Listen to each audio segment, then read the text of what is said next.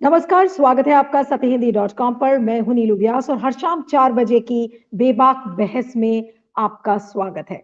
लगातार धर्म संसद की जो खबरें हैं वो सुर्खियों में बनी हुई हैं कि किस तरीके से मुसलमानों के प्रति धर्म संसद में जहर उगला जा रहा है और एजेंडा ये कहा जाता है कि हिंदू धर्म की रक्षा करने के लिए ये है इनका बेसिक एजेंडा।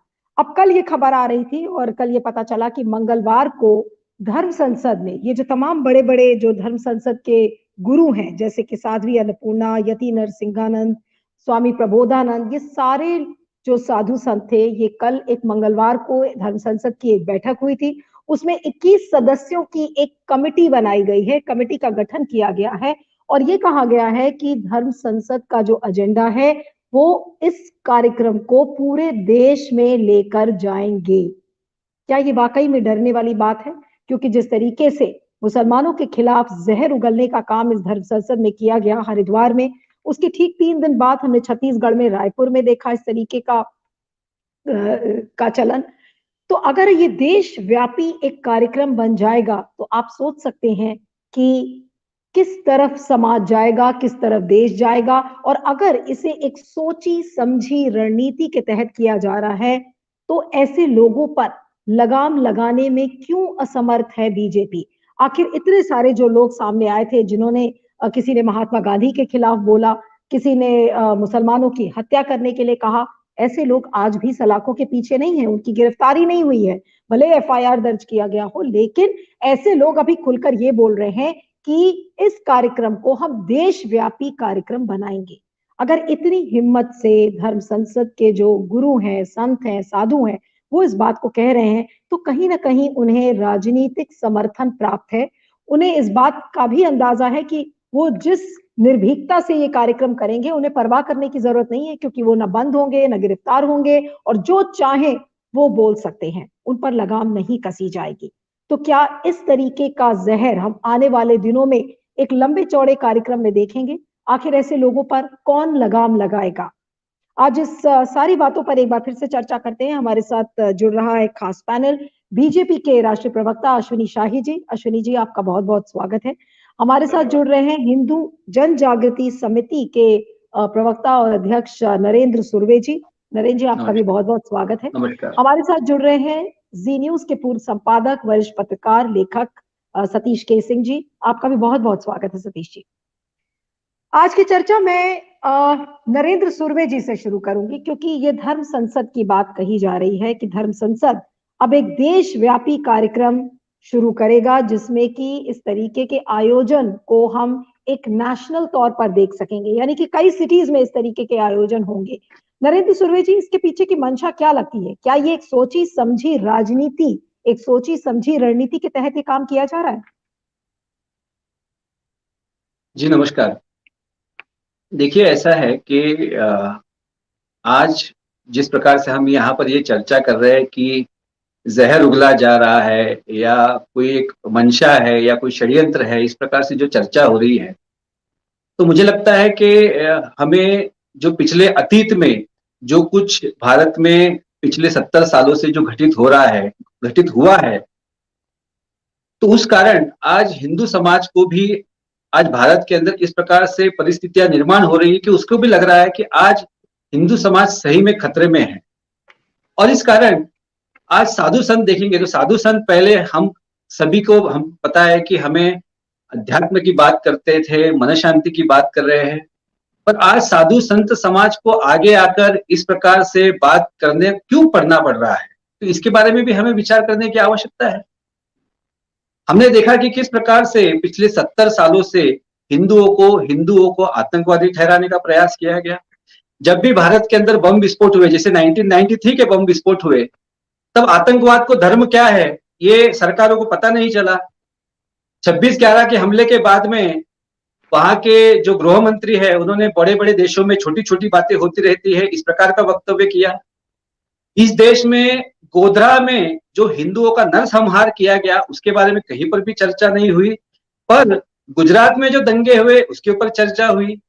आज हम देख रहे हैं कि बंगाल के अंदर इलेक्शंस के बाद में जिस प्रकार से वहां पर हिंदुओं को प्रताड़ित किया गया, कश्मीर के अंदर हिंदुओं को किस प्रकार से वहां पर उनके नरसंहार करके उनको वहां से भगाया गया।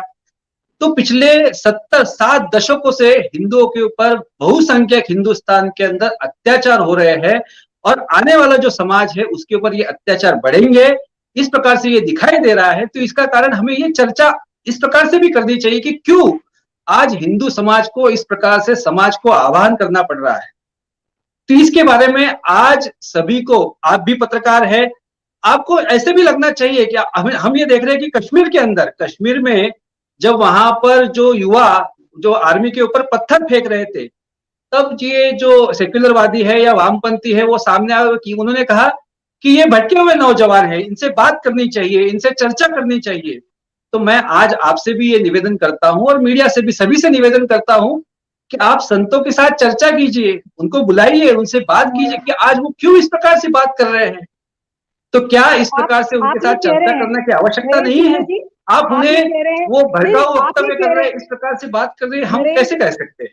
तो आप आतंकवादियों से चर्चा करते हैं तो साधु संतों से भी चर्चा करें, ऐसे में आह्वान करना चाहूंगा।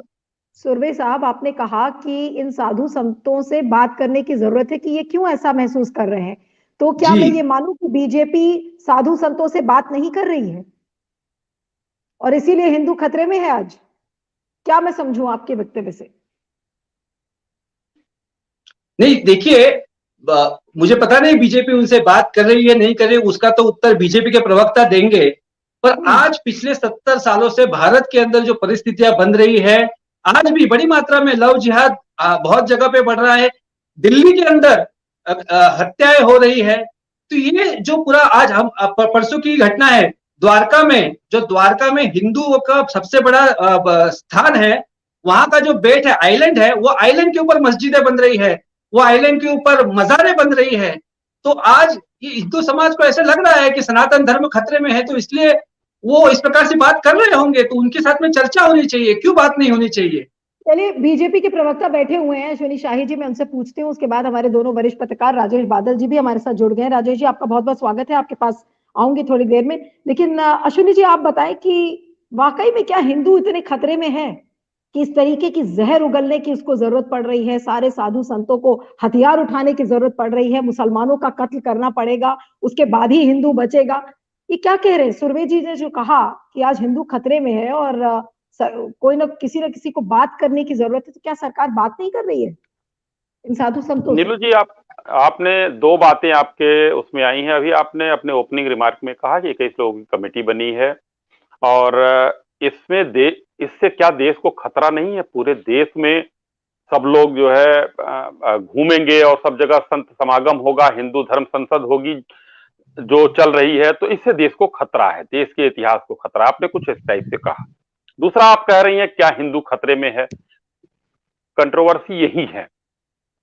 आज अगर हिंदू संत समाज का एक समागम होता है, कल भी आपके इसी बहस पर मैं था, मैंने कहा कि अपने धर्म की रक्षा के लिए किसी को कोई बात कहने का पूरा हक है और मैं उसके साथ हूं, मगर दूसरे किसी भी संप्रदाय के लिए हिंसा की बात करना या को उसके लिए खतरा पैदा करने के लिए उकसाना, यह उचित नहीं है।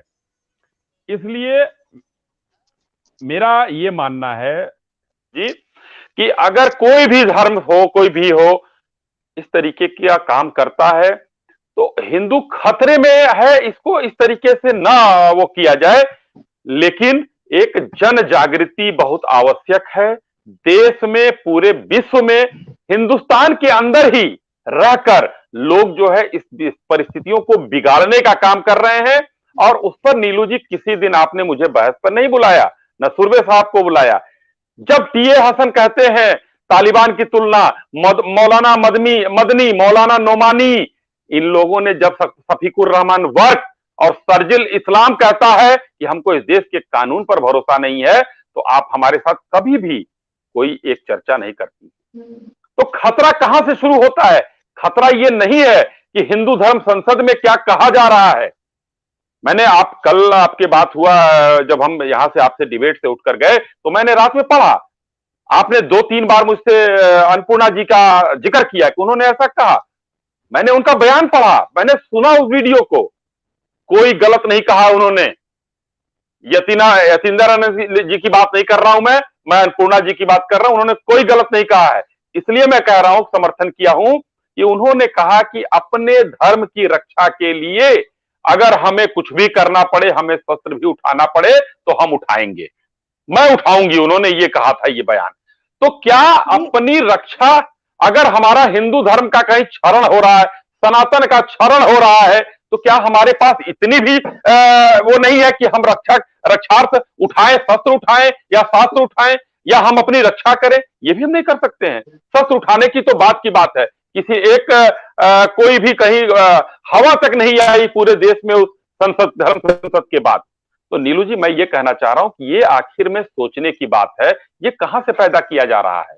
ये सर्जिल इस्लाम जैसे लोग पैदा कर रहे हैं, ये मौलाना नोमानी पैदा कर रहे हैं, ये लोग जो हिंदू धर्म और सनातन के खिलाफ ये यहां रह के बोलते हैं। मुनव्वर राना जो एक जिंदगी भर जो है एक कविता लिखते रहे, वो हिंदुस्तान के खिलाफ, तालिबान उनके लिए बेहतर हो गया, वो हिंदुओं को आतंकवादी कहना शुरू कर दिया उन्होंने। क्या है, आप आइए देखिए, एक कल भी मैंने उदाहरण दिया और आज भी फिर दे रहा हूं, मालेगांव ब्लास्ट में देखिए किस तरीके से योगी आदित्यनाथ को घसीटने की बात हो रही थी कि उनका नाम लिया जाए। प्रज्ञा सिंह ठाकुर अभी भी 11 साल हो गया और अभी भी जो है उस सजा से मुक्त नहीं हुई है। क्या चल रहा है देश में? और हिंदू सनातनी जो है अपने रक्षा की बात भी ना करे अपने लोगों के बीच में, आपने ये कैसा देश? जी नहीं, आपने कहा कि क्या चल रहा है देश में, ये वाकई में किसी को समझ में नहीं आ रहा है कि क्या चल रहा है, और मेरी भी समझ से परे है। सुरवे साहब भी इस बात को कह रहे हैं कि देखिए, हिंदू धर्म की रक्षा करना जरूरी है। आपने भी कहा कि भाई अगर रक्षा करने के लिए धर्म के लिए शस्त्र उठाना पड़े तो वो भी जायज है। चलिए, मैं सतीश केसिंग जी के पास आती हूँ और उसके बाद बादल जी के पास आऊंगी। सतीश जी, आप क्या कहेंगे? ये जो सारी चीजें चल रही हैं कि भाई अचानक से हिंदू इतना खतरे में आ गया है कि उसको अब हथियार उठाने की जरूरत है, और धर्म संसद के अंदर एक देशव्यापी कार्यक्रम बनाने की एक घोषणा की गई है, 21 सदस्यों की टीम बनी है। अब ये किधर जाता हुआ ये पूरी चीजें देख रहे हैं? धर्म संसद एक पॉलिटिकल प्लेटफॉर्म हो गया है, जो कि बीजेपी खुलकर नहीं बोल पा रही है, और जो साधु संत है वो इसको खुलकर कह रहे हैं कि देखिए भाई, हम इसको एक पॉलिटिकल एजेंडे के तहत हम कर रहे हैं काम। नीलू जी, सबसे पहले तो ये बात है कि मुझे इस विषय पर बोलना भी सम्मान से परे लगता है, बेइज्जती लगती है, शर्म आती है कि क्यों हम इस प्रकार से बोले। जिस प्रकार की चर्चा हो रही है, जिस प्रकार से हिंसा की बात हो रही है, जिस प्रकार से हथियार उठाने की बात हो रही है, खुले हो रही है, और हम रूल ऑफ लॉ में रहते हैं, कानून में रहते हैं, भारत में एक रूल ऑफ लॉ है। ये बहुत ही खतरनाक है, बेहद खतरनाक है, जिनको सबको समझ लेना चाहिए। और अगर उसी पे आमादा है तो आप उसका हश्र क्या होगा ये आप समझ सकते हैं। कोई भी सरकार किसी पार्टी की रहे, भारतीय जनता पार्टी की हो चाहे किसी विपक्ष की भी सरकार रहे, वो जिस प्रकार की वाणी बोले जा रहे हैं उसकी इजाजत नहीं दे सकती। शायद इसीलिए जो भारतीय जनता पार्टी के प्रवक्ता है उनमें थोड़ा सा उन्होंने उसको मॉडरेट करने की कोशिश की है। सवाल यह है कि जो नरेंद्र सुरवे जी उन्होंने कहा कि 70 साल से जो कुछ हो रहा है, जो भी है, तो पहले तो इनको 7-8 साल इसमें से माइनस कर देना चाहिए।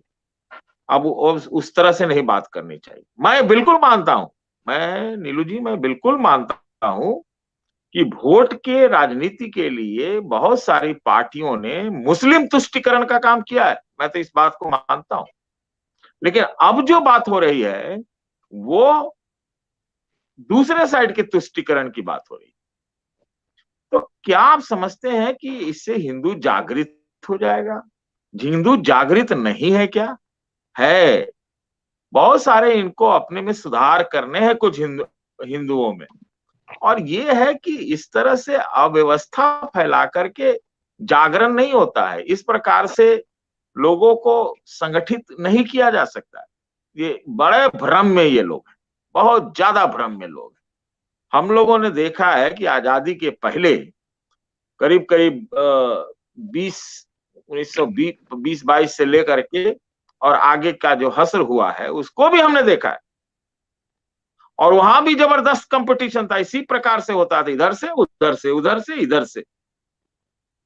मैं मानता हूं कि अगर सेक्युलरिज्म का अगर ये चीज हो गया है कि अब इसका कोई जरूरत नहीं है, खत्म करो भाई, हिंदू राष्ट्र डिक्लेयर करो, करो करो, संविधान में परिवर्तन करना है करो, ठीक है, आपके पास नंबर्स हैं, डेमोक्रेसी में अभी भी आपका यकीन है तो करना चाहिए, कर दो आप। लेकिन हर दिन दंगाई मानसिकता से, उकसाने वाले मानसिकता से और उसके आड़ में राजनीति चमकाने की दृष्टि से और उसको नाम देना कि ये करना वो करना, जिन भी लोगों ने इस तरह के बयान दिए हैं, जिस प्रकार के बयान दिए गए हैं, अरे वो तो अपना बोल के निकल जाएंगे, उनको रक्षा सुरक्षा मिल जाएगी, सब हो जाएगा। लेकिन बाकी क्या होगा सिविल सोसाइटी में, जरा इस बात की ओर भी आप ध्यान दीजिए और इनको भी देना पड़ेगा।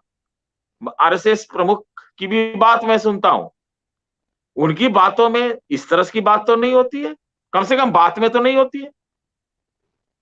वो कहते हैं कि जी डीएनए यहाँ का एक है, वो कहते हैं कि जी हम लोग हिंदू के लोग हैं। तो आप अपने में रिफॉर्म करके लोगों को ले आइए ना। आप पहले तो ये पता करें कि कैसे दबाव में मुसलमान बने हिंदू, या फिर जो है यहाँ की हमारी जाति प्रथा में आप देखते हैं उसकी वजह से चले गए, उसमें परिवर्तन करें।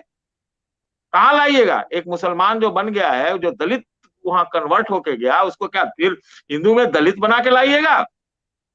कौन से जागरण की बात करते हैं ये? कौन सा जागरण, क्या रिफॉर्म है? तो ये उकसाने वाली बात है। वोट से इसका लेना देना रहता है, अलग अलग मुंह से अलग अलग बातें की जाती है, लेकिन इससे बहुत बहुत ही खतरनाक सिचुएशन बनाया जा रहा है। जी, मैं खुद कह रहा हूं इस बात को कि जी हाँ, तुष्टीकरण कई पार्टियों ने किया है, आज के डेट में भी करते हैं। उन पार्टियों को जवाब दीजिए, उन पार्टियों को जवाब दीजिए, हराइए उनको, भगाइए, उनके ऊपर खिलाफ कार्रवाई कीजिए। कई है भाई, लोग तो कह देते हैं कि ओवैसी जो है फलाने पार्टी का एजेंट है। ये क्या हो रहा है? ये हो क्या रहा है?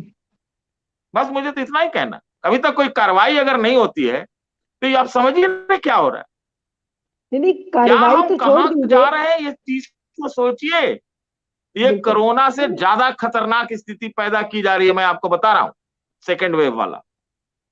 जी, बादल जी, अब तो इसमें मेरे ख्याल से कोई शक शुबा नहीं है कि जिस तरीके से धर्म संसद अपना प्लेटफॉर्म इस्तेमाल कर रहा है, वो तो बिल्कुल एक पॉलिटिकल एजेंडा नजर आता है। और हरिद्वार में हुआ, उसके बाद रायपुर में हुआ, और अब ये ऐलान हो गया है कि 21 सदस्यों की कमेटी का गठन किया गया है, और उस कमेटी द्वारा इस धर्म संसद का जो आयोजन है वो पूरे देश में होगा। तो अब आप सोच सकते हैं कि जब 5 राज्यों में चुनाव है और धर्म संसद में जिस तरीके का जहर उगलने की कोशिश की जा रही है, तो उसका असर क्या होगा, उसका क्या इम्पैक्ट पड़ता हुआ आप देख रहे हैं चुनाव में?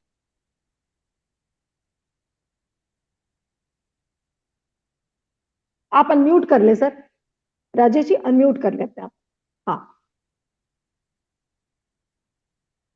आपकी आवाज नहीं आ रही सर। हेलो, हाँ राजेश जी, आपको आवाज आ रही मेरी?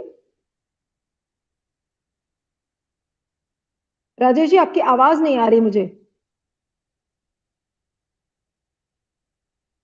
राजेश जी, आप अपना ऑडियो आप देख लें, ऑडियो में कुछ प्रॉब्लम आ रही है। मैं अश्विनी शाही जी के पास जाती हूँ जब तक राजेश जी अपनी ऑडियो करेक्ट करने की कोशिश कर रहे हैं। कि अश्विनी जी, जी क्या कहेंगे कि अब इसमें तो कोई शक शुबा है नहीं कि ये कोई ना कोई पॉलिटिकल एजेंडा नजर आ रहा है, और पॉलिटिकल एजेंडा के तहत इस पूरे हिंदू राष्ट्र को आगे बढ़ाने की कोशिश की जा रही है। नीलू जी, देखिए, बहुत सम्मान के साथ सतीश जी बहुत वरिष्ठ पत्रकार हैं और बहुत सम्मान के साथ मैं कहना चाहूंगा, अभी इन्होंने जो 2-3 बातें कही, एक तो तुष्टीकरण का कहा आपने कि भाई राजनीतिक रूप से हराइए, मगर मैं एक बात ये भी कहना चाहूंगा कि हिंदुस्तान में, मैं हिंदुओं को ये नहीं कह रहा हूं हिंदुस्तान में हिंदू खतरे में है और हमारे साधु संत उसके लिए निकल आए हैं। साधु संत तो निकल कर आए थे राम मंदिर बनवाने, मुलायम सिंह यादव ने गोली चलवा दी, वो अलग मुद्दा था, ये अलग मुद्दा है। आज तुष्टीकरण की जो राजनीति हो रही है, रायपुर और हरिद्वार 2 की चर्चा आप नीलू जी कर रही हैं, मैं हरिद्वार छोड़ देता हूं। रायपुर में किसने आयोजन कराया था? कांग्रेस के नेताओं ने कराया था। उसमें कांग्रेस के विधायक भी थे और कांग्रेस के अन्य नेता थे। क्यों नहीं वहां मुकदमा दर्ज कराकर सबको गिरफ्तार करा दिया गया? कालीचरण जी के बयान को आप किनारे कर दीजिए। मैंने कल भी कहा था कि मैं इस टाइप के बयानों की से सहमत नहीं हूं। आप अपना काम करिए, अपने लोगों के बीच में अपने धर्म को आप जागृत करिए, आप अपने धर्म के बारे में कहिए, विस्तार कहिए। यहाँ पर ईसाई के लिए हर जगह जो है ईसाई मिशनरियां लगी रहती हैं पूरे देश में, कोई रोकने जा रहा है? वो तो आरएसएस ना हो, विश्व हिंदू परिषद ना हो, तो वो बहुत गरीब जनता को जो है ईसाई बना दे, और धर्मांतरण चल ही रहा है, हर जगह चल रहा है, तो कोई नहीं रोक रहा है। लेकिन आज जब हिंदुस्तान में कांग्रेस एक धर्म संसद का आयोजन कांग्रेस की सरकार के साथ होता है, कांग्रेस के नेता उसमें सहभागी रहते हैं, तो एक सोचने का विषय है कि आखिर क्या हो रहा है। आप भी सोच रहे हैं क्या हो रहा है? कांग्रेस के नेता तो वो जब मंच पे मौजूद थे, भूपेश बघेल जी तो छोड़ के चले गए थे जब महात्मा गांधी को हत्यारा बोला गया था। वहां उसी मैंने वही उसी आयोजन किसने किया था नीरू जी? आयोजन किसने किया था? भूपेश बघेल जी मुख्यमंत्री की कुर्सी पर है, वो छोड़ के मंच चले गए, चलिए मानता हूं। आयोजन किसने किया था?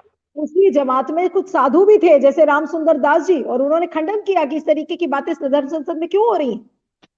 उन्होंने मैं भी कहा भी कर रहा हूं खंडन, मैं भी आपके सामने, कल भी मैंने खंडन किया, आज भी कर रहा हूं। मैं उस बयान से सहमत नहीं हूं, गांधी जी के ऊपर दिए गए बयान से मैं सहमत नहीं हूं। लेकिन मैं ये पूछ रहा हूं, आयोजन किसने किया? आयोजन कांग्रेस ने किया। कहीं ना कहीं से एक आप धारा 15 और 14 की बात करते हैं कि हमको जो है भारत में आजादी है, बोलने की, अभिव्यक्ति की आजादी है। कोई भी लोग, मैंने मुनव्वर राणा का नाम लिया, उनको इसकी आजादी है देश में कुछ की, चलिए भाई मानते हैं, कुछ भी बोलने की आजादी है। तो क्या एक हिंदू के साधु संत वहां लोग बैठे हुए जो लोग हैं अपने धर्म के बारे में चर्चा भी नहीं कर सकते? उस पर देश को चिंता होने लगी, क्यों हो रही है?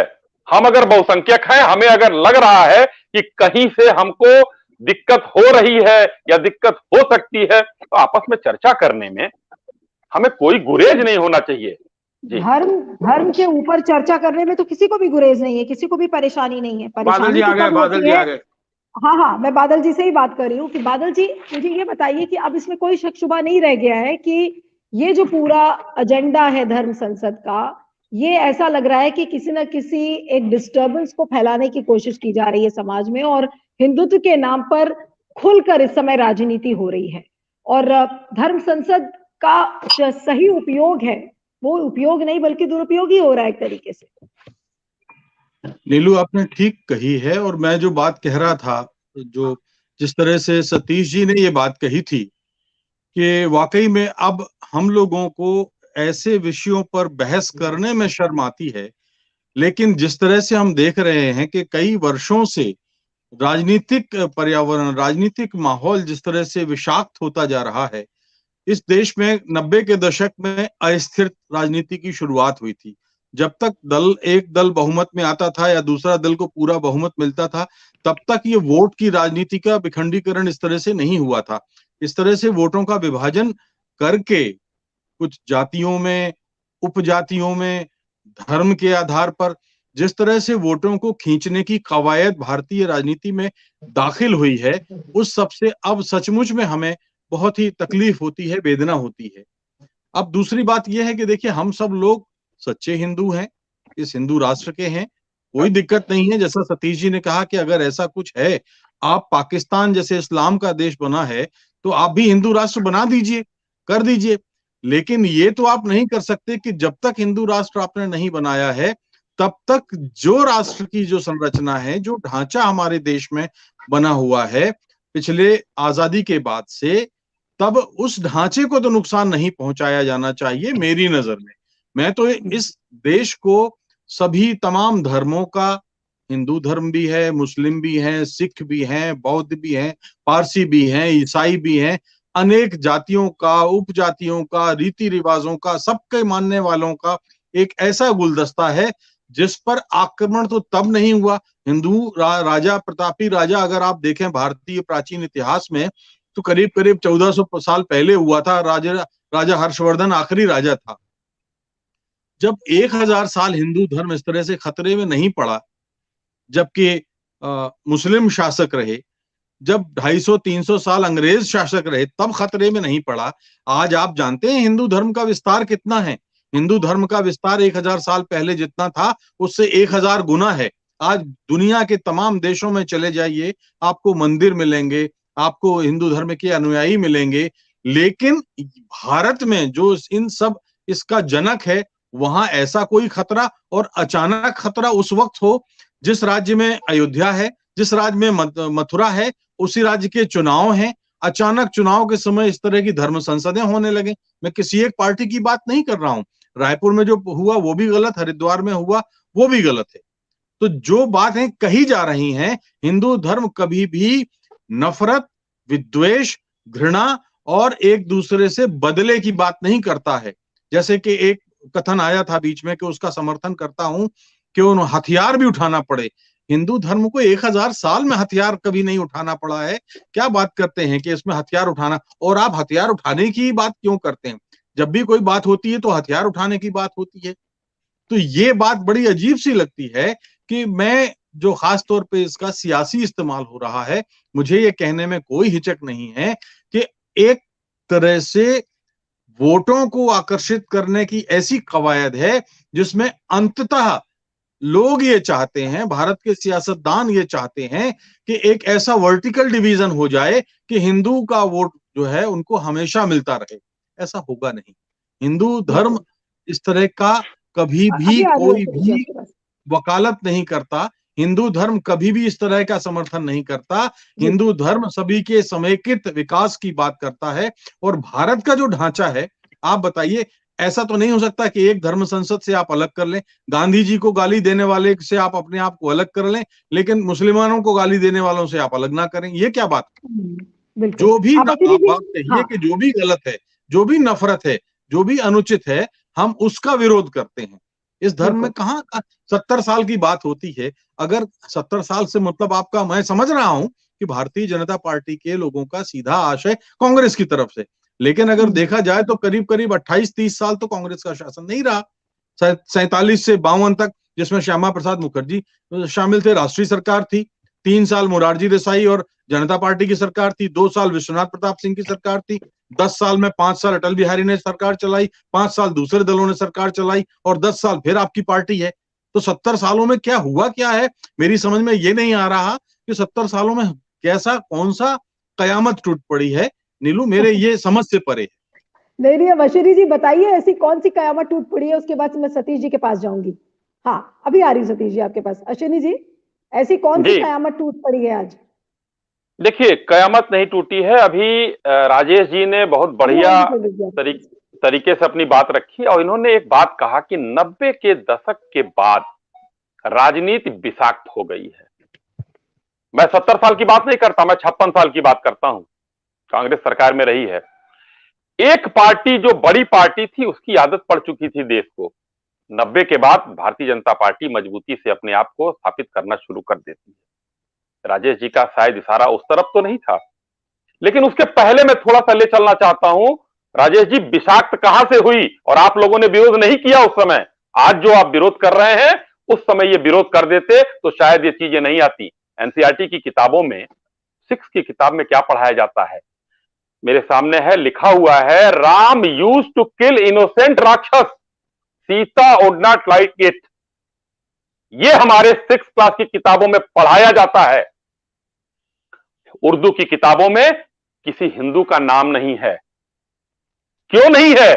अगर समरसता है, अगर सब कुछ है, बहुत सारे उदाहरण मेरे सामने हैं, लेकिन मैंने 1-2 उदाहरण देकर आपको कहा, क्योंकि समय की भी एक सीमा होती है।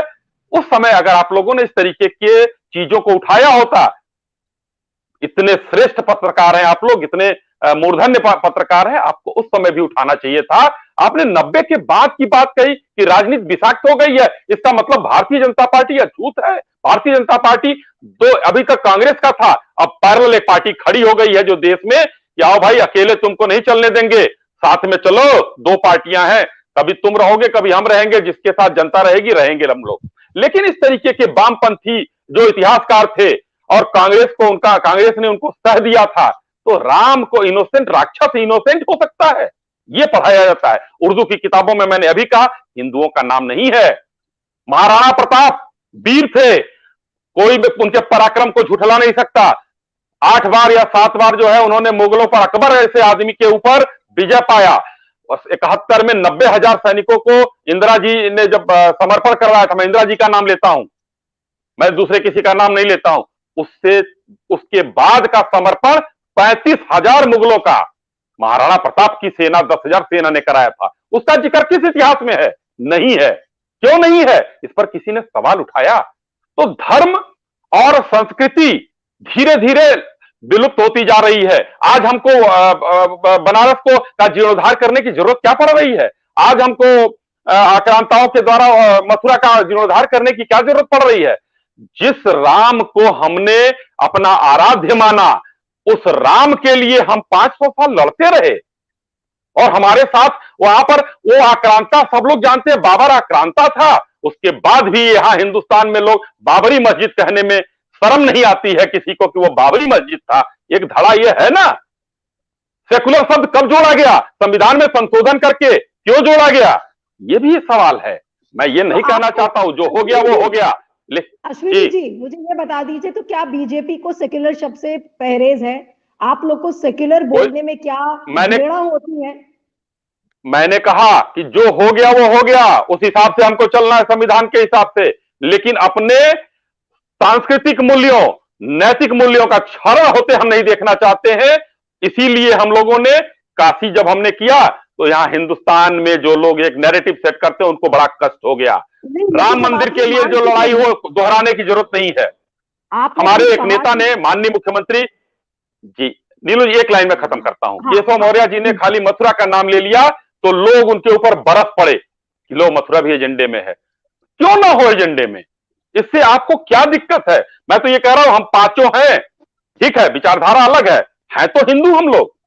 अगर यदुवंशी या कोई भी आराध्य नारायण का अवतार हम कृष्ण भगवान को मानते हैं, तो क्या उनके मंदिर का सुंदरीकरण नहीं होना चाहिए? क्या हम मस्जिद में से घुसकर मंदिर में जाना चाहिए? तो ये बातें होती हैं, इसको उसका बहुत पहले से करना चाहिए।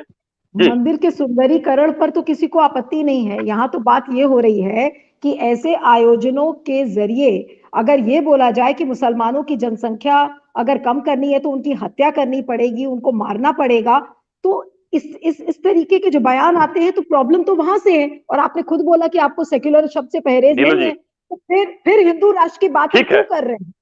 फिर हम हिंदू राष्ट्र की बात, मैं कहा हिंदू राष्ट्र की बात कर रहा हूं? मैंने नहीं की, मैंने तो उनका आलोचना भी किया कि जो उन लोगों ने किया गलत किया। लेकिन अपने यहाँ जो नैरेटिव सेट कर रहे हैं, मैंने कल भी कहा और आज भी कह रहा हूं, चाइना में उइगर मुस्लिमों का जो, अश्विनी जी, मोहन भागवत जी ने ये कहा कि हिंदू राष्ट्र हमें बनाना चाहिए, तो क्या बीजेपी हिंदू राष्ट्र नहीं बनाना चाह रही है? बीजेपी बनाना एजेंडा होगा? भारतीय जनता पार्टी का हिंदू राष्ट्र का कोई एजेंडा नहीं है, कहीं एजेंडा नहीं है। कोई एजेंडा दिखा दीजिए। हम जिस एजेंडे पर थे उस पर आज भी कायम है। 370 हटाना था, 35 हटाना था, राम मंदिर बनवाना था, काशी का कायाकल्प करना था, मथुरा का भी करना है, उस पर कायम है। हिंदू राष्ट्र की हमने कभी नहीं कुछ कहा, कभी नहीं, कोई बात। आरएसएस जिस धड़ल्ले से अपना एजेंडा चला रहा है उससे बीजेपी को कोई आपत्ति है या नहीं? अगर आपको कोई लेना देना नहीं है, आरएसएस अपना एजेंडा चला रहा है, तो फिर आप उसका विरोध क्यों नहीं कर रहे हैं? आरएसएस जो साधु संत है उनको धरपकड़ क्यों विरोध करें आरएसएस का? क्या जब तक उनसे देश के लॉ एंड ऑर्डर को खतरा नहीं होगा तब तक कुछ नहीं। मुस्लिम अगर यहां पर क्या है, यहां पर जो है जाकर बड़े प्यार से राहुल गांधी चले जाते हैं चाइना, एग्रीमेंट करके आते हैं। किस हैसियत जाते हैं? उनसे अगर लॉ एंड ऑर्डर को खतरा होगा तो उनको जेल में डाला जाएगा। नहीं खतरा अभी तक महसूस हो रहा है सरकार को, तो खुला छूट घूम रहे हैं। तो जब तक सरकार को किसी से लॉ एंड ऑर्डर का खतरा नहीं होगा तब तक उनका हम विरोध क्यों करेंगे? सबसे अभिव्यक्ति की आजादी सिर्फ मुस्लिम को थोड़ा ही है, सबको है। नहीं, आप कह रहे हैं कि अब ये देशव्यापी अगर धर्म संसद होगी और अलग अलग देश के हिस्सों में अगर जाएगी तो आप स्वामी प्रबोधानंद, साध्वी अन्नपूर्णा, यति नरसिंहानंद जैसे लोगों को आप गिरफ्तार नहीं करेंगे? वो जो भी चाहे वो बोलते रहे।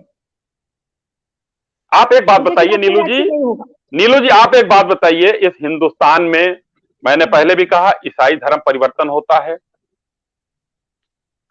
मुस्लिम की तकरीरें होती हैं, उसमें कितना हिंदू के खिलाफ बोला जाता है। क्या किसी को किसी सरकार ने, हर जगह भारतीय जनता पार्टी की सरकार नहीं है, किसी ने बंद किया? नहीं किया। अगर अपने धर्म की बात कोई करता है तो उसमें जब तक कि उससे कानून व्यवस्था बाधित नहीं हो रही है, गिरफ्तार सरकार क्यों करेगी? इस तरीके से कोई कह दे कि हम 5 लोग यहां बैठे हैं, पांचों जाकर हर शहर में अपना अपना जन जागरण करेंगे, तो सरकार उठा बंद कर देगी हम लोगों को? मतलब ही नहीं है। अपनी बात रखने का हिंदुस्तान में, संविधान में सबको अधिकार मिला है, उसी का हम अनुपालन कर रहे हैं, सब लोग कर रहे हैं। चलिए, सबको संविधान में बोलने का अधिकार है। सतीश जी, मैं बड़ी देर से आपको देख रही हूँ कि आप अपना सिर पकड़ के बैठे हो और बादल जी ने अपना हाथ अपने मुंह पर रख लिया है कि मैं अब क्या बोलूं। अब एक एक करके आप ही लोगों से प्रतिक्रिया चाहिए। सतीश जी बोलिए। नहीं, उनसे भी आप देखिए, आपके एक और पैनलिस्ट हैं नरेंद्र सुर्वे जी, वो भी बहुत पहले से बैठे हुए, उनको उनसे शुरुआत करा के आप उनसे कुछ बुलवा ही नहीं रहे हो, तो खाली सुन रहे हैं। आप पहले उन्हीं से बुलवा लीजिए, उसके बाद हम आए। आपने बीच में हाथ उठाया था, इसलिए मैं आपके पास आई थी। चलिए सुर्वे जी के पास ही चली जाती हूँ। सुर्वे जी, ये क्या हो रहा है वाकई में? क्या ये जो हिंदू खतरे में है, ये जो एक नैरेटिव बना दिया गया है, इतने सालों में हिंदू खतरे में नहीं था, लेकिन अचानक से ये हिंदू खतरे में आ गया है, और वो भी कब? जब चुनाव सिर पर है, तब तो हिंदू सबसे ज्यादा खतरे में ऐसा लग रहा है। नीलू जी, आपके प्रश्न को मैं 2 चरणों में उत्तर देता हूं। पहले तो इस देश में 365 दिन चुनाव रहते हैं। कहीं महानगर पालिका का रहता है, स्टेट का रहता है, संसद का रहता है, तो चुनाव तो 365 दिन चलते हैं। दूसरी बात, आपने कहा कि क्या इस प्रकार से देश भर में भड़काऊ बयान दिए जाने चाहिए, और भड़काऊ बयान पर आपको आपत्ति है और इसलिए आपने यहाँ पर चर्चा रखी है। मैं आपको इस देश के अंदर एक ऐसी पॉलिटिकल पार्टी है जो बयान भी देती है और वो कृत्य भी करती है, पर उसके ऊपर चर्चा नहीं होती है, इसके बारे में आपको बताना चाहूंगा। आप सभी पैनलिस्ट को इनके बारे में बताना चाहूंगा। शायद आप इनके बारे में कहीं पे चर्चा नहीं सुनेंगे। आप सभी को पता है कि केरल में एक पार्टी है जिसका नाम है एसडीपीआई, और इस एसडीपीआई की एक संगठन है जिसका नाम है PFI, popular front of India. इस पॉपुलर फ्रंट ऑफ इंडिया ने उसके 20 कार्यकर्ताओं के ऊपर यूएपीए के ऊपर उनके ऊपर कार्रवाई हुई है, नंबर 1। नंबर 2, उनके ऊपर 27 हिंदू कार्यकर्ताओं की, संघ के कार्यकर्ताओं की, भाजपा के कार्यकर्ताओं की, हिंदुत्ववादी कार्यकर्ताओं की हत्या के ऊपर उनके मामले शुरू है। उनके ऊपर 105 दंगों के क्रिमिनल केसेस शुरू है। पर आश्चर्य की बात यह है कि भड़काऊ बयान के ऊपर चर्चा होती है, पर जो लोग हिंदुओं के अत्याचार कर रहे हैं, हत्याएं कर रहे हैं, इसके ऊपर चर्चा नहीं होती। नीलू जी, पिछले सप्ताह में आपने मुझे एक चर्चा पे बुलाया था। आपने कहा था कि एक व्यक्ति को मारा गया, पीटा गया, उसके ऊपर आपने चर्चा रखी, ईसाई व्यक्ति के ऊपर। पर आपको यहां बताना चाहूंगा कि इसी पीएफआई के कार्यकर्ताओं ने केरल के अंदर, एक प्रोफेसर है, उसने इस्लाम के बारे में कुछ कह दिया। आपको जानना है, आपको पता है उसके साथ क्या किया उन्होंने? उसके दोनों हाथ काट दिए। एक व्यक्ति को, ईसाई व्यक्ति को पीटा गया, आपने चर्चा नहीं की, पर आपने चर्चा की, पर एक ईसाई व्यक्ति के मुसलमानों ने दोनों हाथ काट दिए। आश्चर्य है, कोई चर्चा नहीं हुई। तो ये स्थिति है भारत के अंदर, यानी हिंदुओं के ऊपर कोई अत्याचार होता है, उसके ऊपर चर्चा नहीं होती है।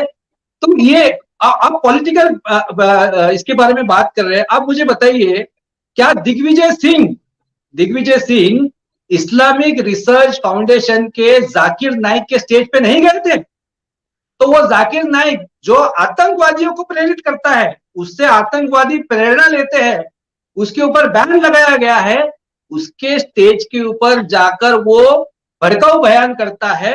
वो जाकिर नाइक जो हिंदू धर्म के विरोध में बात करता है, तो वहां पर आपको चलता है, इसके बारे में चर्चा नहीं होती है। आश्चर्य है। तो ये जो हिंदुओं के साथ में जो देश के अंदर जो चर्चा नहीं होती है ना, तो वो चर्चा होनी चाहिए, ऐसी हमारी अपेक्षा है। नीलू जी। बादल जी क्या कहेंगे? मैं सतीश जी के पास भी आऊंगी कि ये तो ऐसा लग रहा है कि ये इक्वल एंड ऑपोजिट रिएक्शन जैसे होता है कि भाई उन्होंने किया तो अब हमारे करने की बारी है। और क्या कहेंगे? मुझे तो समझ ही में नहीं आ रहा है कि मैं क्या पूछूं। क्या कहेंगे सुर्वे जी की बातें सुनकर और अश्विनी जी की बातें सुनकर? मुझे नहीं समझ में आ रहा है। देखिए, 2 बातें हैं।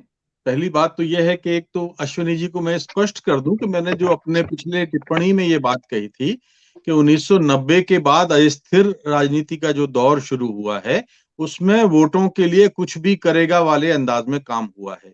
शायद उनको ये लगा कि 80 के दशक 90 के बाद भारतीय जनता पार्टी बनी। भारतीय जनता पार्टी तो उसके 10 बरस पहले बन गई थी।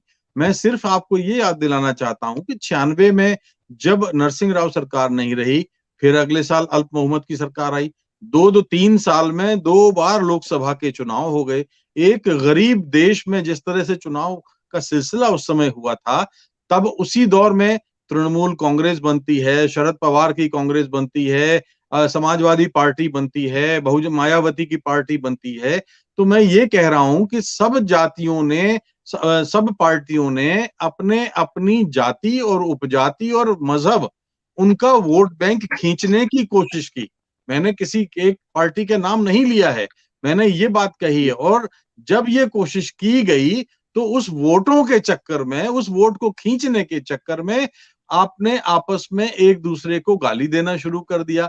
अब मैं हिंदू और मुस्लिम करना शुरू कर दिया, जैन, बौद्ध, ईसाई, पारसी, यादव, दलित, उगड़े, पिछड़े, ये सब करने शुरू कर दिए। मैं उस राजनीति की निंदा करना चाहता था। पहली बात तो ये है।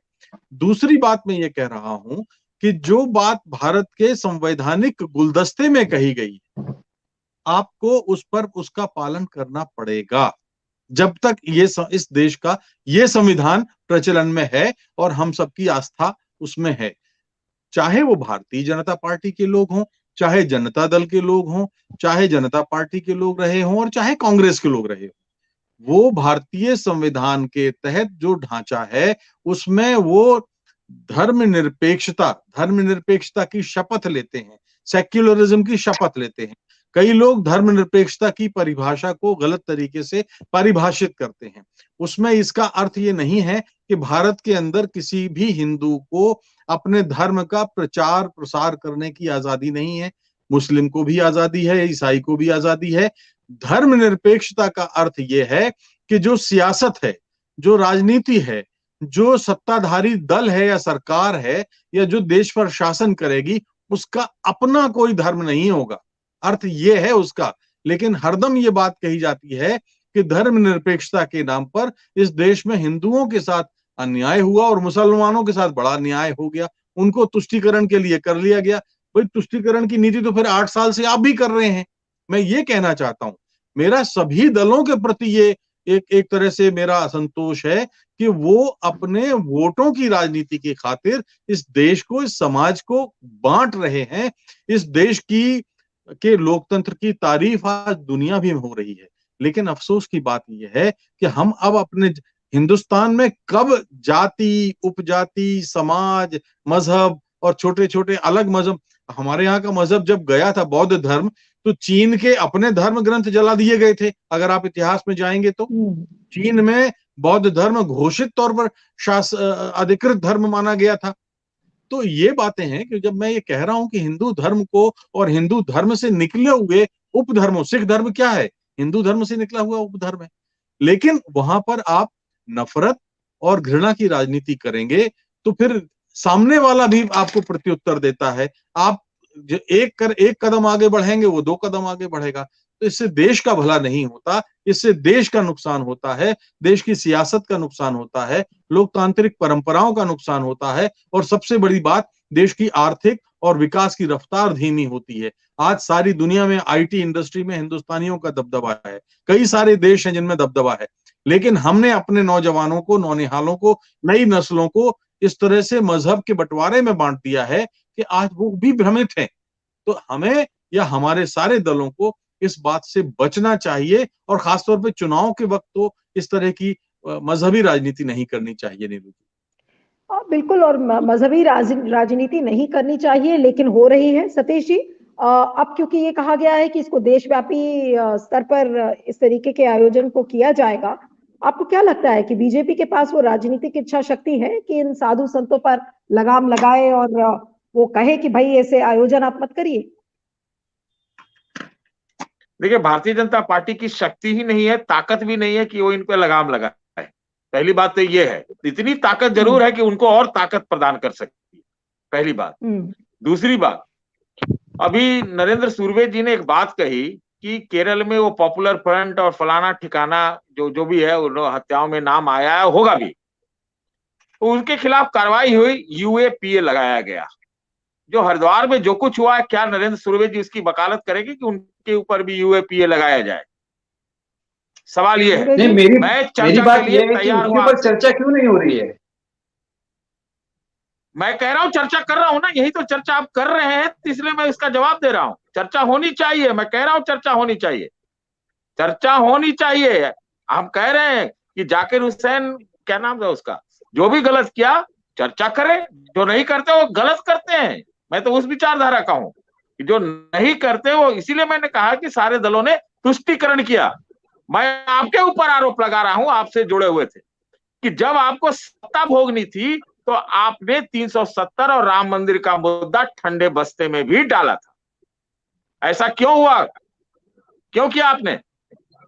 सवाल वो नहीं है नरेंद्र जी, सवाल ये है, देखिए अगर 1950 में जब आजादी मिली थी, उस समय आप हिंदू राष्ट्र डिक्लेयर कर देते तो उस समय बात समझ में आती थी। नहीं किया, वो लोगों ने नहीं किया, वो गलत बात। सुन लीजिए एक बात को सुन लीजिए।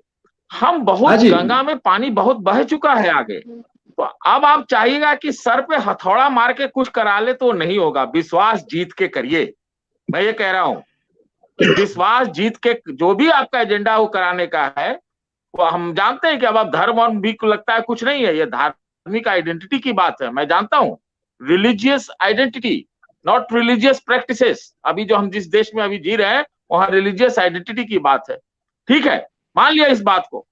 लेकिन आप बहुत ज्यादा एग्रेसिव होंगे, आक्रामक होंगे, हिंसा की बात करेंगे, कत्ल की बात करेंगे, तो ये तो नहीं चलता। ये बहुत खतरनाक है। आप अगर समझते हैं कि इतना फौलादी हैं, तो मैं आपको बताऊं आप उतना फौलादी नहीं। इसलिए विश्वास जीतना बहुत जरूरी है। और उसको आप जो कानून का उल्लंघन करता है, जो भी कानून का उल्लंघन करता है, जो भी क्राइम का एक्ट करता है, चाहे वो पॉपुलर फ्रंट हो, चाहे ये क्या नाम है, उन सबको धर धर के अंदर कीजिए। क्या सिमी ने जब गड़बड़ किया था इतने आतंकी धमाके में, उसका हाथ आया था, तो सब सारे जेल में है या नहीं है? है या नहीं, आप बताइए। नहीं, उन्हीं लोगों ने तो मिलकर ये पीएफआई बनाई है। कानून का शासन यही कहता है। सुरवे जी उत्तर दीजिए। ये कैसे है कि अभी जो सतीश जी कह रहे हैं कि 1950 में, तो मैं यहाँ पर बता देना चाहूंगा कि सेक्युलर ये जो शब्द है ना, ये सेक्युलर शब्द ही असंवैधानिक है। सेक्युलर शब्द कहाँ पर आया था? बाबा साहब अंबेडकर जी ने जो संविधान बनाया था। आप सतीश जी आप बताइए, आप सीनियर है, मैं तो आपसे बहुत छोटा हूँ। क्या बाबा साहब अंबेडकर जी ने बनाया हुआ संविधान, नेहरू जी ने जो मान्य किया हुआ था संविधान, क्या उसके अंदर सेक्युलर शब्द था? आप बताइए मुझे। अरे सबको मालूम है, जब जोड़ा गया है, इसमें कोई कौन सी बड़ी बात है। तो वही बोल रहा ना, तो सेक्युलर शब्द तो वो हिंदू राष्ट्र ही था। तो इस हिंदू राष्ट्र को ही 1976 में इंदिरा गांधी ने अवैध रूप से सेक्युलर शब्द डालकर वो सेक्युलर बनाया गया है।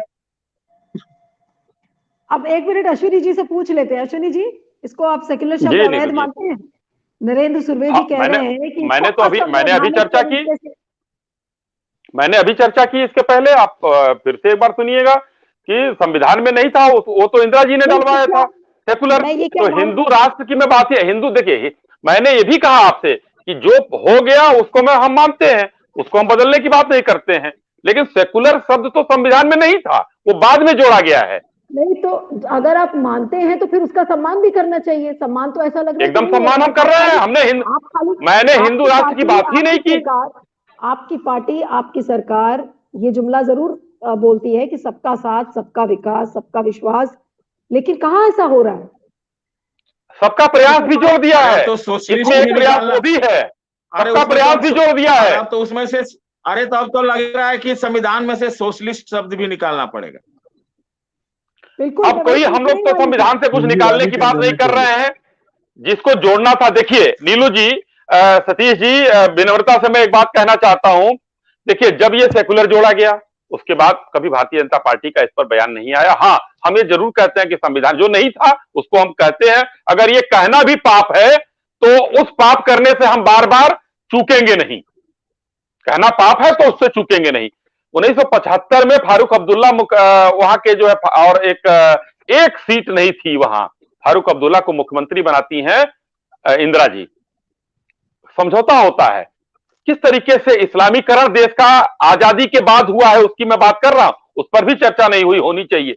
2500 गांवों का इस्लामिक नाम रखा गया था जम्मू कश्मीर में। किस तरीके से 90 में फारूक अब्दुल्ला के समय में हमारे कश्मीरी पंडित भाई मारकर भगाए गए। स्थितियां विकराल उस समय थी। किसने चर्चा की? कहीं चर्चा नहीं होती है। आज चर्चा सिर्फ ये होती है कि हिंदू अपने धर्म की रक्षा की बात क्यों करता है, अपने सांस्कृतिक मूल्यों के जो क्षरण हो रहे हैं उसका अनुरक्षण की बात क्यों करता है, अपने हम सांस्कृतिक पर्यटन को क्यों बढ़ा रहे हैं, जो मुगलों के द्वारा है उस पर ही क्यों नहीं आधारित रहते हैं। मुस्लिमों के द्वारा नहीं, मुगलों के द्वारा। मैं वो क्योंकि आक्रांता वो थे, मुस्लिम तो हमारे भाई थे भाई। तलवार के डर से जो तलवार पहन ली हमारे भाई थे, वो कोई दिक्कत नहीं, हम उसको ये शब्द बोलने में भी गुरेज नहीं है, वो सब हमारे भाई हैं। लेकिन हमको अपने चीजों पर जो है, अब नीलू जी हंस रही है, मैंने सही चीज कह दिया, आप यहाँ पर तो कुछ गलत नहीं है वो। आप पूरे बल प्रयोग के साथ आप उस बात को बोलिए, उसके बाद मैं बादल जी के सवाल करूंगी, बोलिए। हाँ, उसके बाद देखिए 2 मई के दिन जो है जी, केरल में 2 मई के दिन जो है 2008 को किस तरीके से काटा गया, 8 हिंदुओं की हत्या की गई। अभी हमारे सुरवे साहब ने उसी पर कुछ चर्चा की। तो इस तरीके से मैं ये नहीं कहता हूं, मैंने पहले भी कहा और अभी भी कह रहा हूं कि भड़काऊ चीजें दूसरे के लिए नहीं होनी चाहिए, लेकिन अपने धर्म। अब 8 हिंदू हमारे काटे गए, आरएसएस के कार्यकर्ता मारे गए, तो कम से कम देश को सोचना चाहिए। तो सोचने दीजिए, अपने धर्म की रक्षा के लिए, अपने धर्म के बचाने करना है, उस पर कोई आपत्ति नहीं है। हम दूसरे को कोई क्षति न पहुंचाए, इसका भी ख्याल रखना ही होगा। लेकिन बादल जी, अब आखिरी टिप्पणी है, अब समय भी कम है, डिबेट को खत्म भी करना होगा। क्या कहेंगे, ये किधर जाता हुआ आप देख रहे हैं? ये जो पूरा एक नैरेटिव जो बन रहा है, किधर जाता हुआ देख रहे हैं, और इस पर लगाम क्या लग पाएगी? क्या इसे हम रोक सकेंगे? राजनीतिक आरोप और प्रत्यारोप लगाना हो तो ये अनंत सिलसिला है, और ये बहस 24 घंटे भी आप चलाएंगे तो खत्म नहीं होगी। अभी जैसे कि इंदिरा जी के द्वारा फारूक को मुख्यमंत्री बनाए जाने की बात अश्विनी जी ने कही, मैं भी कह सकता हूं कि जब भारतीय जनता पार्टी, मैं कोई कांग्रेस का प्रवक्ता नहीं हूं, लेकिन भारतीय जनता पार्टी ने जब महबूबा मुफ्ती की सरकार से हाथ मिलाया, तो महबूबा मुफ्ती तो आज से नहीं, उनका अतीत गवाह है कि वो उनकी पार्टी और वो हमेशा से जो है पाकिस्तान परस्त रही है और खुल के पाकिस्तान की नुमाइंदगी करती रही है। वो कहती रही है कि पाकिस्तान से बातचीत किए बिना आप कश्मीर समस्या का समाधान नहीं कर सकते। एक बात। दूसरी बात, अभी कश्मीरी पंडितों की बात हुई, तो अब तो 370 समापन के बाद इसका मतलब यह है कि कश्मीर में अमन चैन होना चाहिए। तो कश्मीरी पंडित का जरा मुझे एक आंकड़ा अगर मिल जाए, मेरी तो जानकारी ये है कि अभी 100 परिवार भी वहां वापस नहीं गए, तो वहां हजारों परिवार, आज 3 साल हो गया है, एक भी कश्मीरी पंडित ना वहां वापस गया है ना वहां जाके बसा है। ये मैं पूरी जिम्मेदारी के साथ कहता हूं, क्योंकि कश्मीर की थोड़ी बहुत जानकारी मुझे भी है। और चूंकि समय समाप्त हो रहा है और मैंने देर में ज्वाइन किया था, तो मैं एक ही बात कहना चाहता हूं, आखिरी बात, कि महात्मा गांधी के आलोचक भी बहुत सारे लोग इन समय उनको राष्ट्रद्रोही और पता नहीं क्या क्या बात करते हैं। मैं ये कहता हूं 5000 साल का इस द्वीप का, जिसको प्राचीन ग्रंथों में जम्बू द्वीप कहा गया है, उसका इतिहास उठा के देख लीजिए। भारत देश तो था ही नहीं। असल में भारत देश बनाने का काम 5000 साल में किया है तो गांधी नाम के संत ने किया है। इससे पहले 47 के पहले रियासतें थी, राजे महाराजे थे जो अपनी अपनी रियासत को अपना अपना देश समझते थे। मगध अपना देश समझता था, मौर्य आज अपना देश समझते थे, राजपूत अपना देश समझते थे। जितनी भी रियासतें थी वो अपने रियासतें आपस में लड़ती थी, अपना देश हम मानते थे। तो जब वो थी ही नहीं, महात्मा गांधी अकेला ऐसा आदमी है जिसने 5000 साल में ये अनगिनत पोखरों में बटे इस देश को एक समंदर की शक्ल दी और अंग्रेजों के खिलाफ लड़ाई लड़के और भारत का रूप दिया। इससे पहले तो भारत था ही नहीं। अश्विनी जी, आप उस समय कुछ कहने वाले थे, आपने हाथ उठाया था। नहीं, मैं ये कह रहा हूं कि गांधी जी के देखिए, अब मुझे किसी और चैनल पे जाना है, इसलिए मैं थोड़ा सा एक लाइन में समाप्त करता हूं। गांधी जी के सारे प्रयासों को कहीं सम्मान करते हुए, और पूरा देश सम्मान करता है, और हम लोग भी करते रहेंगे। लेकिन ये 5000 सालों में, रायपुर में जो कहा गया उसके बारे में कहा नहीं, रायपुर में तो कांग्रेस ने ही उसका आयोजन किया था, वो भी मैंने कहा कांग्रेस ने आयोजन किया। अब जी, तो मैंने ये कहा कि उनके बारे में कभी नहीं कहा जा सकता, लेकिन 5000 सालों में नहीं, 5000 सालों में ये आर्यावर्त था, और भारत के नाम पर भारत पड़ा है। तो उन चीजों को सिर्फ गांधी जी से जोड़ देना, हाँ, उन्होंने एक अच्छे, अनेक देशों का समूह माना जाता था कि अनेक देश हैं इसमें, आर्यावर्त है, आर्यावर्त एक था जिसमें अफगानिस्तान भी था और श्रीलंका भी था, सब लोग थे।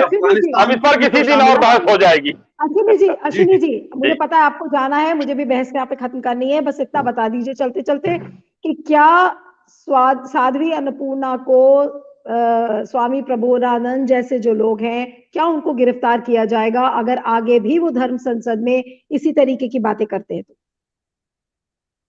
उत्तराखंड पुलिस ने बयान दिया है, डीजीपी का बयान आया है कि अगर कोई घटना होती है इनके बयानों के बाद तो इनको गिरफ्तार किया जाएगा, वरना नहीं किया जाएगा। और जो मुझे बेहतर लगता है कि कोई घटना अगर नहीं होती है, अभी तक तो नहीं हुई, तो गिरफ्तार क्यों किया जाए। जी नीलू। तो अभी अगर आगे आने वाले आयोजन होंगे और इसी तरह से वो जहर उगलते रहेंगे तो फिर ये कोई प्रॉब्लम नहीं है। अगर कोई घटना नहीं होती तो वो जहर उगलते रहे, उससे बीजेपी को कोई दिक्कत नहीं। कोई जहर नहीं, अपनी बात वो कर रहे हैं। जी नमस्कार।